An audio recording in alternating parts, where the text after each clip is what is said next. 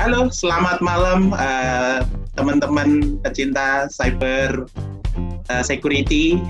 Kali ini saya ditemani sama Mas Ferdiansyah. Halo, salam kenal semuanya. Selamat malam.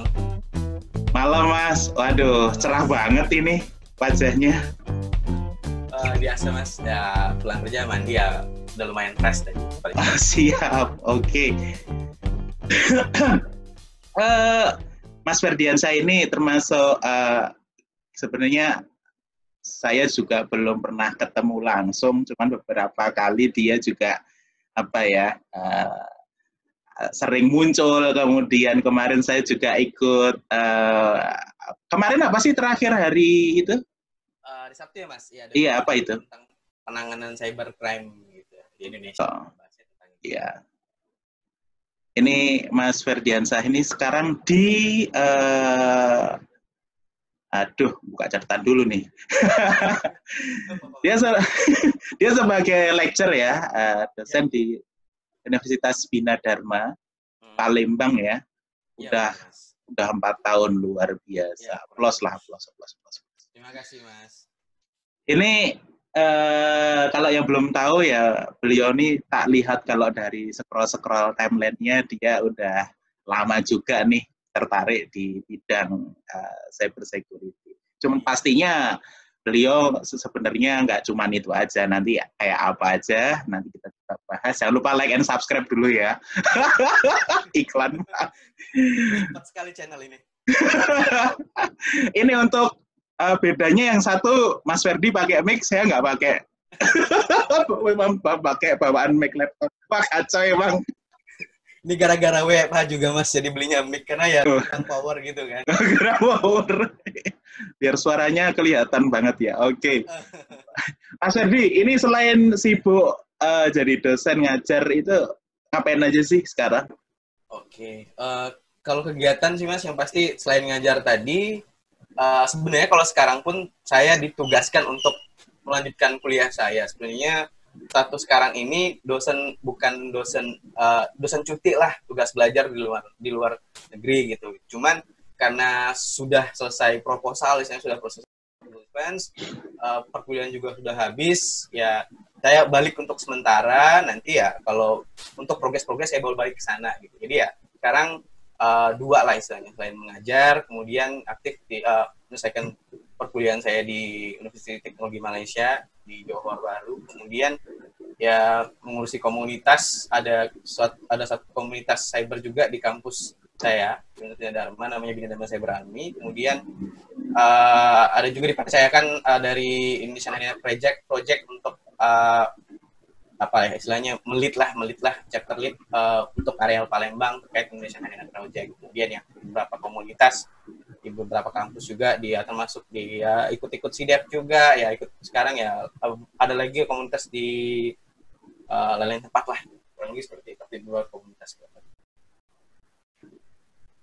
Wow, banyak banget Mas Ferdi. Mas gabung Mas.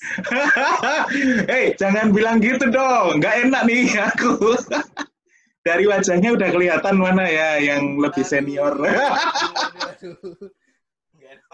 Jangan gitu Mas. Ya, oke. Ini kalau ngomong-ngomong tadi, sekarang kan berarti lagi ngajar dan belajar gitu ya sekarang. Iya, kurang lebih Mas. Luar biasa. Awal tertarik di bidang cyber security itu kapan sih ya? IT security, information security lah.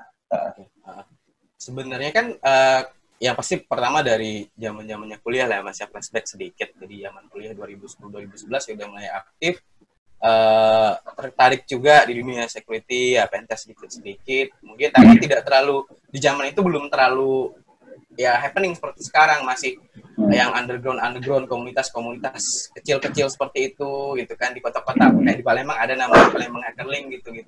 Kemudian selesai dari situ, selesai perkuliahan, saya bekerja, tapi balik lagi ke kampus nih ceritanya, balik kampus. Kemudian kampus ini pengen lagi bikin suatu kayak ya semacam data center segitulah kurang lebih. Memang lagi expand juga, kemudian dia butuh tenaga, ya ditariklah saya ke dalam situ. karena waktu itu ya dulu belum ngebayangin mau seperti apa Mas Fashion, belum ada. Jadi ya punya asalnya networking, saya basicnya networking gitu-gitu ya, vendor ijo gitu kan, ya seneng di situ. Kemudian ya tinggal agak tinggal sedikit karena di zaman kuliah itu waktu itu si vendor itu tuh happening banget nih, dengan sertifikasinya itu lagi ya keren-kerennya lah, jadi ya tertarik ke situ. Oh, gitulah, yang 4 huruf gitu. Jadi tertarik lah ke situ dulunya. Kemudian ya di kampus juga ada sertifikasinya waktu itu, walaupun udah expired sih. Udah ikutlah dari situ ya, diterima lah di kampus tersebut ya.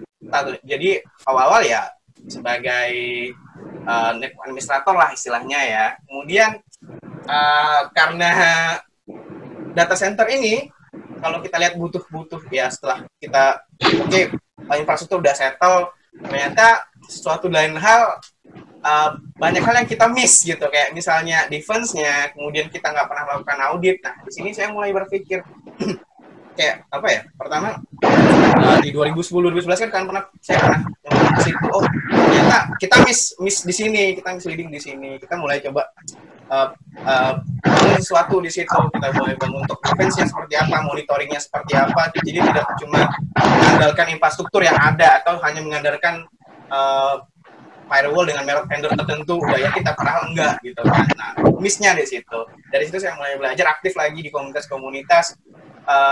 Jadi pada saat saya kerja di situ, itu saya masih kuliah juga Mas, masih lanjut S1 lah istilahnya, semester 7, 8 lah gitu, akhir-akhir gitu ya. Kemudian 2012, 2013 ini di Indonesia mulai ada kayak lomba-lomba, tapi belum se-happening 2015 ke atas. Jadi waktu itu ada Indonesian Cyber Army namanya. Nah, dari situ saya ikut kualifikasi, ya lolos lah, ikut, dan alhamdulillah waktu itu menang. Dari itu terus sampai sekarang ya kurang lebih 10 tahunan lah Mas di passionnya di situ. Setelah lanjut ke sana kan setelah ngerasa ikut menang lomba kayak senang gitu Mas. Jadi kayak nemuin fashion baru. Jadi selama ini kayak network nih gini-gini aja, ternyata setelah didalamin sih tidak cuma pentest doang kan, security atau lain sebagainya. Dulu kan mikirnya gini-gini doang sih, ternyata luas gitu.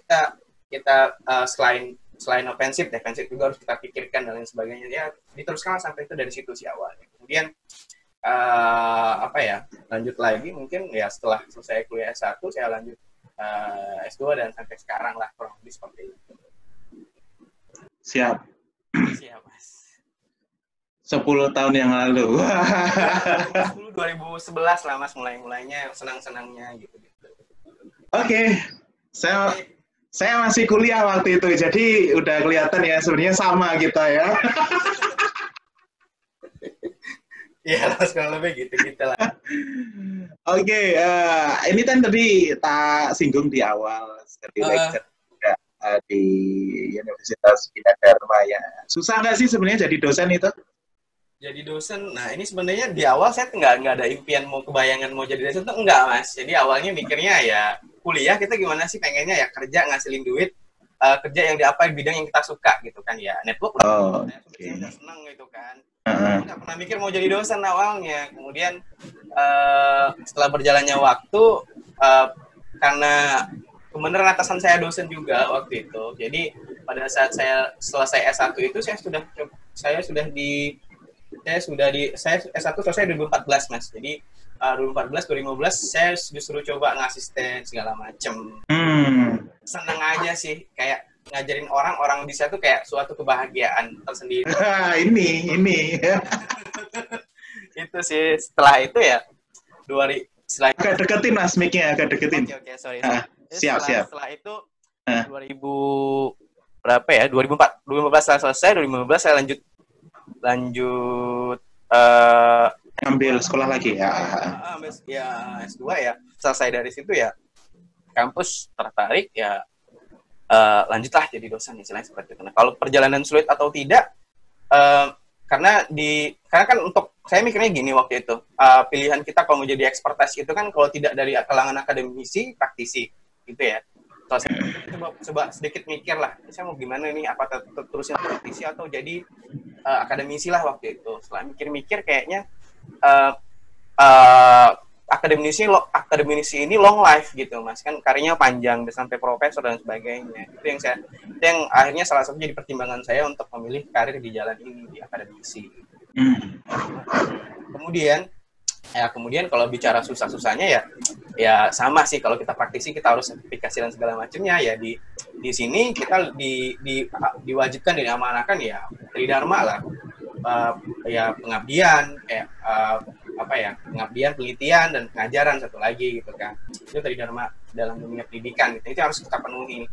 Jadi selain kita mengajar, kita harus mengabdi, kemudian kita meneliti gitu Mas. Nah itu yang kadang-kadang ya waktunya aja sih ya. Selain mengajar, kita harus tetap tiap semester harus menghasilkan riset gitu kan. Kalau wah, tiap semester harus menghasilkan riset.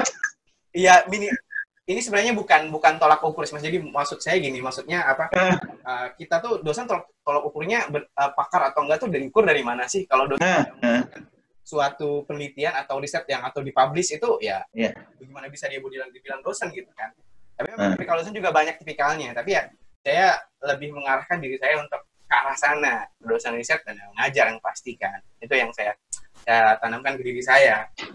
Jadi mikirnya ya itu sih seperti itu. Jadi kalau sulit-sulitnya ya paling pengaturan waktunya aja. Kemudian paling ya ngadepin mahasiswa yang pasti susah Mas, karena tidak semua isi kepala manusia itu sama atau ya skillnya sama, kita nggak bisa menyamaratakan situ. Jadi ya bagaimana tantangannya kita kayak memberitahu orang, memahamkan orang itu ya suatu challenge-nya di situ gitu sih.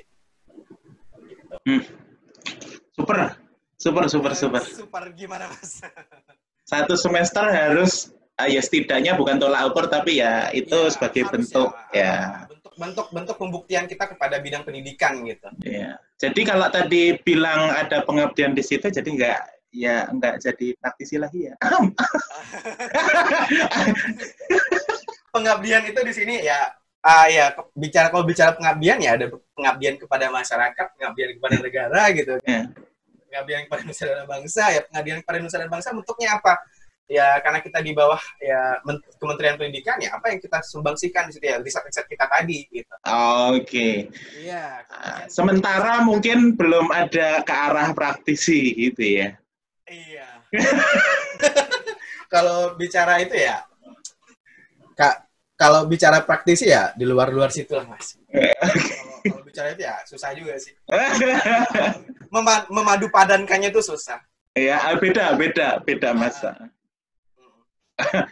Tapi beberapa wawancara saya juga sama saya bilang praktisi di luar sana juga, akademisi itu juga penting banget kalau misalkan kita bicara terkait dengan sesuatu teori yang itu perlu istilahnya ya, butuh riset dan itu sudah dibuktikan sama teman-teman yang memang sudah pernah riset itu. Dan kadang kan misalkan kita punya sesuatu hal yang mungkin itu jadi debatable gitu, jadi sesuatu yang diperdebatkan, tapi kalau udah ada papernya di luar sana, nah itu kan kita bisa rujuk itu. Jadi proof of work-nya di situ Mas. Iya. Gitu. Agree. Mantap Mas. Nah, kalau di minat mahasiswa di Bina Dharma sendiri, itu tadi kan sebenarnya di sana ada komunitasnya ya, berarti banyak dong yang minat. Kalau dibilang banyak sih Mas. Jadi pada misalnya kita pada saat saya tanya karena yang ngurus mahasiswa juga kan, saya cuma kayak advisor atau pembinanya aja gitu. Jadi saya tanya, minat gimana ya, tiap semester pasti banyak Pak. Jadi sekitar mungkin ya pasti kalau pada open recruitment bisa 150, bisa penuh ruangan gitu kan. Lebih gitu. Cuman pada saat berjalannya ya lebih ke seleksi alam. Jadi yang mana benar-benar minat ya dia akan terus lanjut sampai akhir. Alhamdulillah ada beberapa mahasiswa juga yang udah sampai ke Jakarta juga, di beberapa vendor juga saya dengar ada yang udah ke vendor H, ada yang vendor M gitu macam-macam. Alhamdulillah berarti apa yang saya sudah ajarkan sama teman-teman juga berhasil di situ. Ya, syukurlah. Senang ya Mas ya kalau bisa menularin sesuatu yang positif kayak gitu. Iya, walaupun kita nggak bisa merasain atmosfernya menjadi praktisi gitu Mas. Kadang-kadang saya suka kangen aja, pengen ngeliat mereka gitu kan. Oh, udah gini-gini nih, udah sertifikasi ini kayak ada yang muncul, wah kapan sih bisa gini lagi gitu. Cuman ya saya harus fokus ke apa yang sudah saya tempuh gitu. Ya, wah menarik ini. Tetap harus ada. Ya oke lah kita pengen, tapi ya itu ditahan karena kita mempunyai tujuan yang lain gitu ya. Iya itu Mas. Kita harus menyelesaikannya harus kita jalanin dulu, nanti putar balik lagi. Ini aku nggak iklan universitasnya juga ya, jadi aku cuma pengen ngulik, nanya. Gitu. Enggak. Nanti tolong disampaikan sama Kaprodinya gitu. Siap, Mas. Siap. Kalau di sana sendiri sudah ada yang jurusan yang fokus di bidang cyber security atau masih IT aja gitu? Di kampus saya sendiri bilangnya stream, jadi penjurusannya stream namanya. Jadi ada pada saat pemilihan atas jurusan, ada pemilihan kayak ya pasti kayak soft computing, kayak dia bicara tentang machine learning dia ke sana. Jadi kalau bisa networking dia akan ke sana. Networking nanti disatuin sama information security, dia satu riset group dengan situ. Nanti ada programming ada dan database ada. Yang pada saat dia milih jaringan, nanti dia mau advance-nya mau kemana nih, mau larinya didalemin, streamnya mau didalemin kemana, apakah streamnya akan didalemin ke vendor sebelah yang hijau-hijau tadi, atau dia mau larinya ke information security gitu. Siap. Ini ngomongnya jangan jauh-jauh Mas, nanti. Siap. Agak ini Mas. Kita ini sudah long distance ini. Kalau sampean jauh mic, ini aku fokusnya susah ini. Oke, siap Mas. Tadi kan udah di awal ya berarti dari basicnya juga dari IT Mas. Iya. Kalau ngomongin itu kan sekarang kebetulan yang saya lihat juga baru cuma cyber security-nya aja. Kalau hal lain selain cyber security itu ada nggak sih? Apa Mas? Misalkan suka sama multimedia ataupun mungkin coding yang fokus bikin sistem. Gitu. Saya sekarang lagi salah satu yang saya fokuskan adalah data science. Oh, data science ya. Gitu. Jadi saya lagi coba mikir nih, makanya kemarin ikut sempat webinarnya Mas Nala juga, Mas Ida juga terkait Mas yang waktu Jupiter itu yang Jupiter.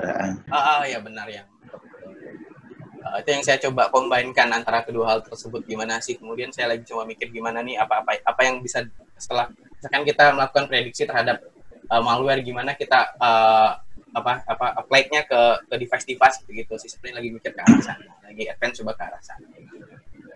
Riset lagi. Iya. Senang ke data science Mas. Tapi siap. Ya maksudnya itu kan ya di istilahnya diteliti, siapa tahu jadi hal suatu yang menarik dan bisa jadi rekomendasi ya, seperti itulah. Siap. Nah itu tadi kita kalau bicara kita bicara di dunia itu kan kita bicara pembuktian dan proof of work-nya. Itu kan di salah satu pembuktiannya ya salah bisa di data science tadi, gitu kan, ada validasi, akurasi dan lain sebagainya. Gitu. Siap. Ya, otomatis big data juga nyentuh juga ya, Mas. Iya, kurang lebih, Mas. Menarik ini. Kalau di cyber security-nya sendiri, fokusnya di mana kalau Mas Ferdi? Nah, ini Mas, sebenarnya saya sendiri masih agak bingung warnanya sebenarnya. Cuman saya tertarik kedua-duanya. Jadi sempat juga collab tahun lalu sempat kolaborasi sama teman-teman juga dari beberapa vendor juga, kan sempat diajakin di hire sebagai security consultant jatuhnya ya, kayak advisor gitu. Kayak ya sebenarnya dia minta lakukan audit terhadap aplikasinya di suatu kementerian. Jadi sama teman-teman juga di situ. Cuman saya juga tertarik di defensif juga tertarik gitu, Mas, di Bluetooth juga tertarik gitu. Kayak lebih senang aja belajar sih, dapat pengetahuan baru tuh belajar. Cuman ya dua-duanya saya senang sih. Kalau ditanya milih yang mana saya bingung, Mas. Oke. Berarti ya secara keseluruhan senang dan tidak ada sesuatu hal yang difokusin di situ terus ya, nanti kadang belajar ini kadang belajar ini. Iya gitu. Kalau misalnya lagi ada yang baru-baru gitu, misalnya di defensif atau misalnya di ofensif, saya pelajari gitu. Misalnya kayak misalnya ada API, ada vulnerability API baru, saya pelajari. Kalau misalnya ada kayak Mas kemarin bahas itu, ya saya pelajari baru lagi kayak apa ya, saya lupa ya kemarin dibahas pada beberapa pertemuan sebelumnya lah. Ini nih, ini apa bisa jadi apa ya, sebuah inspirasi baik bagi teman-teman di sana yang mungkin ngerasa aduh kok belajar kok susah banget, nah terus aduh baca buku kok susah. Ini kalau dari Mas Ferdi sendiri biar enak gitu baca paper kan pedih juga di mata kan gitu ya. Itu gimana? Ada tips and trick nggak kalau sampean?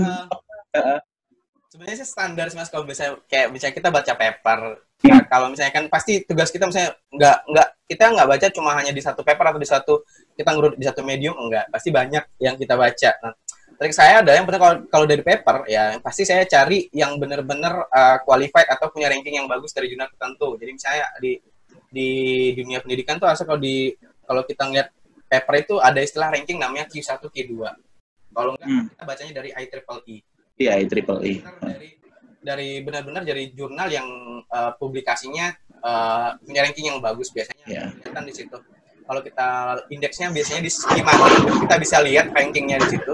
Kita bisa baca paper dari situ. Salah satunya. Jadi kita kalau misalnya kita lihat itu kan kalau kita search di Google Scholar itu kan kalau kita search satu kata kunci itu bisa banyak kan.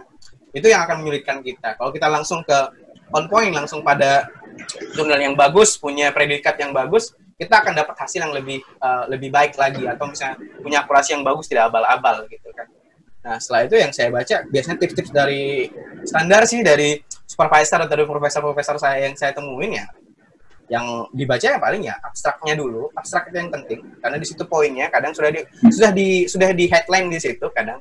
Jadi kita tidak usah terus membaca isi keseluruhan dulu, jangan. Jadi abstraknya dulu, mungkin latar belakang sedikit, kemudian langsung ke conclusion aja, conclusion di situ. Nanti baru kita lihat, setelah lihat conclusionnya dapat seperti apa, baru kita tarik ke isi. Kalau perlu memang dibaca. Kalau misalkan kalau kita misalkan lihat kesimpulannya udah tidak worthy untuk dibaca, kenapa harus dilanjutkan? Gitu, langsung pindah ke paper lain. Itu sih, filteringnya seperti itu. Menarik ini.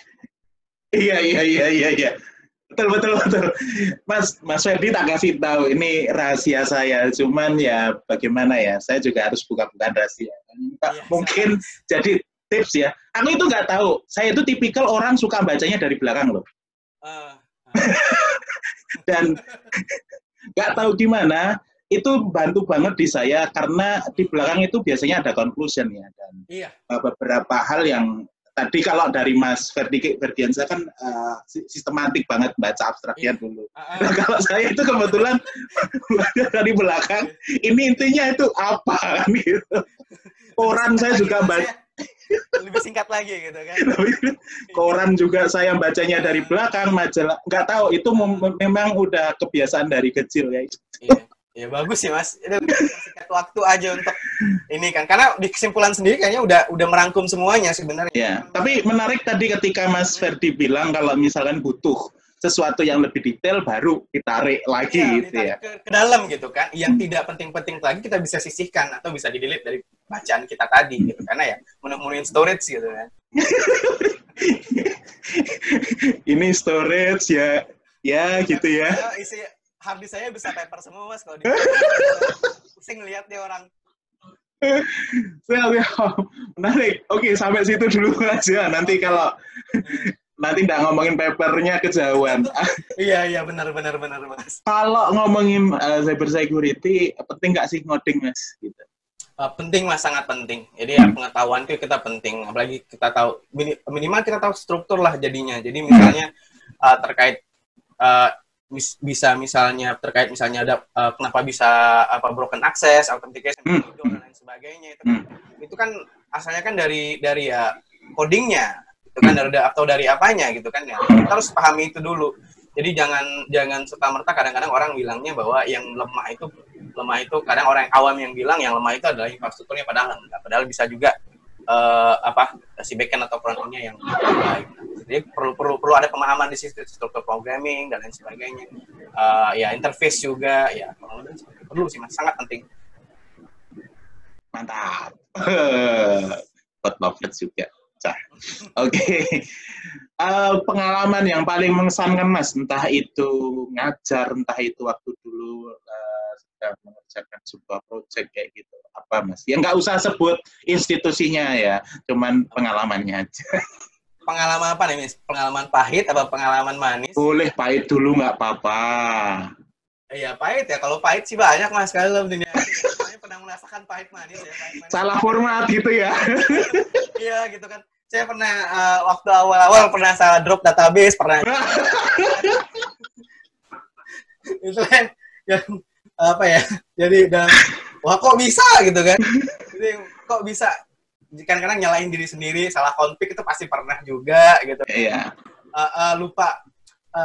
Ada saya juga pernah nginstal, saya pernah disuruh tolong masukin aplikasi ini, kamu masukin ke server, kamu bangun lah. Dari awal saya setting ininya, saya harding segala macem.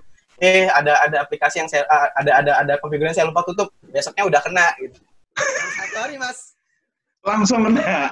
Iya, nggak tahu lah gimana, pokoknya mungkin kayaknya IP publiknya udah pernah, memang aplikasi mungkin pernah dipakai, mungkin atau udah pernah di scanning orang yang itu kena, besoknya kena.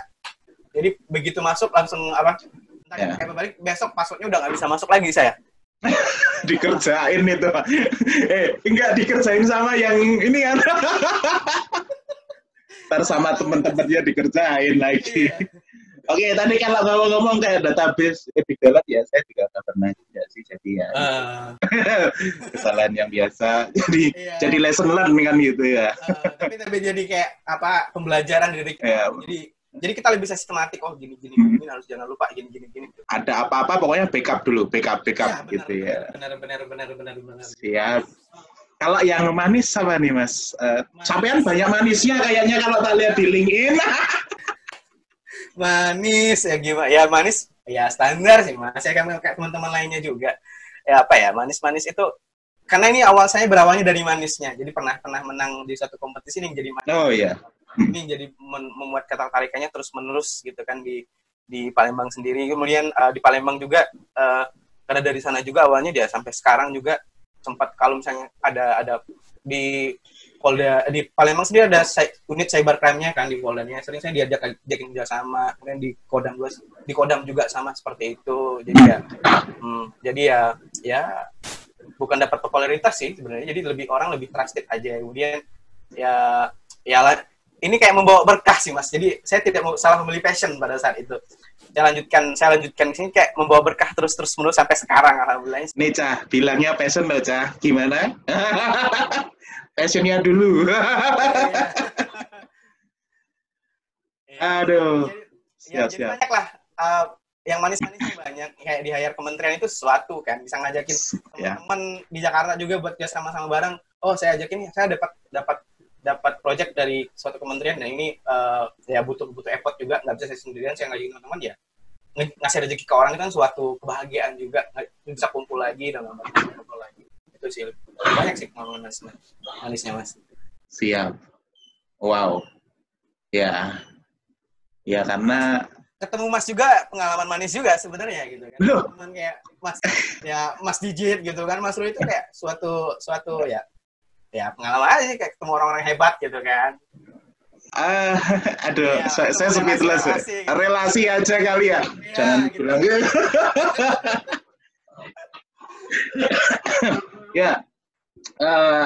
Ya apa ya? Kita sama-sama tahu lah. Berarti kalau suatu hal yang kita tularkan itu berdampak positif ke orang lain itu kan di hati juga seneng gitu ya. Itu sih Mas Ferdi, sama sih kalau yang itu sama saya. Tadi udah ngomongin pengalaman, terus kalau tak lihat juga, saya udah profiling dulu nih tadi. Belajar dulu nih, wih, mantap ini. Jadi chapter lead juga ya untuk Honeynet Project di Palembang. Udah pernah ngawal apa aja di itu? Oke, jadi sebenarnya kan fokus Indonesian Honeynet Project ini kan ya kayak ini kan sebenarnya bagian dari Blue Team juga kan Mas ya. Jadi kayak ngasih awareness juga ke teman-teman. Jadi ini juga kemudian dari bagian misi dari IHP Indonesia sendiri kayak untuk meningkatkan riset di dalam bidang malware juga. Nah, ini yang karena saya salah satu yang aktif pada saat itu, kemudian dan salah satunya di wilayah Sumatera mungkin tapi udah bertambah lagi di Aceh 1. Jadi saya diminta untuk coba melit suatu di daerah Palembang dulu, karena di Palembang sendiri kan ada bersinggungan dengan wilayah Lampung dan beberapa wilayah sekitar yang karena istilahnya apa ya, kalau di dikti itu saya kooperatif wilayah 2 lah istilahnya. Jadi ada singgung-singgungan Jambi, Bengkulu bisa ngentok apa istilahnya ingkutnya ke Palembang gitu. Jadi kalau ada yang ya kegiatannya yang saya lakukan ya melakukan riset, melakukan bonding lah, saya riset bareng-bareng dosen-dosen di Universitas Palembang.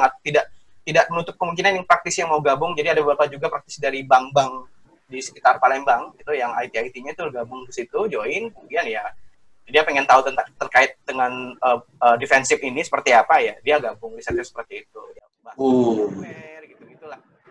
Tapi ya karena sekarang saya sibuk sekolah ini, jadi kadang ya pertemuannya jarang. Ya, terus sebelumnya sering lagi ada. Ya, regenerasi Mas, jangan lupa Mas. Iya, benar Mas. Ayo bagi teman-temannya Mas Ferdi yang masih jauh lebih muda gitu ya, tolong dibantu ini kita. Susah Mas, itu yang jadi kita nggak bisa maksain orang untuk oh iya betul bener, Mas, itu yang susah. Aduh, oke lah, nggak apa-apa, yang penting niatnya aja. Saya tadi bilang sorry kalau bahasaku nyampur-nyampur, aku kalau bahasa Indonesia kadang ya beginilah apa adanya. Tadi bilang ada teman-teman bank juga di sana yang join kira-kira ngapain. Berarti kalau tak lihat di situ bisa tak simpulkan bahwa di sana itu untuk kesadaran, awareness tentang keamanan juga sudah ada gitu ya. Sudah maksudnya ada, Mas. Di perusahaan entah itu enterprise ya, swasta ataupun ya syukurlah gitu. Dan itu di sana ya otomatis yang istilahnya resource atau narasumber mungkin ya bisa colek-colek ya kayak Mas Ferdi dan teman-temannya kayak gitu kali ya. Iya, untuk membagi apa yang sudah di-share sama YHP pusat lah kurang lebih seperti itu. Iya, wah mantep banget. Thank you banget ini Mas waktunya. Mungkin aku juga nggak bisa lama-lama karena Mas Ferdi tahu sendiri risetnya banyak gitu. Oke, aku tak declare di sini ya. Ini kan memang tak undang dan nanti kalau misalkan Mas Ferdi ada acara monggo feel free kalau saya mau dicolek, tapi ya beginilah gitu ya. Terima kasih ada yang istilahnya beberapa kalimat gitu untuk teman-teman di luar sana yang masih kalau tak lihat di channelku itu yang paling tinggi itu videonya yang dari Mas Digit itu ya. Ya karena mungkin teman-teman di luar sana itu pengen nyari sebenarnya apa sih selain kalau kita ngomong bekerja itu berkarir, itu tuh apakah di perkuliahan kita juga harus sudah fokus dan punya passion atau kayak gimana?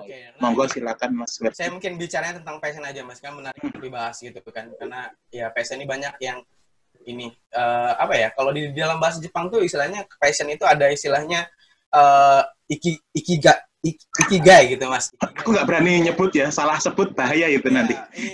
Kalau Jepang itu istilahnya ikigai lah. Jadi itu konsep reason for being someone lah, reason for being everyone gitu. Jadi saat kita memilih passion itu kita harus memikirkan beberapa hal lain gitu. Kayak kalau passion aja kita kan kadang nggak cukup gitu kan Mas. Passion doang tapi tidak bisa passion aja tidak bisa menghasilkan sesuatu, itu passion yang sayang gitu. Jadi bagaimana pemilihan passion itu yang baik untuk diri kita, kemudian untuk orang banyak bisa memberikan manfaat yang luas.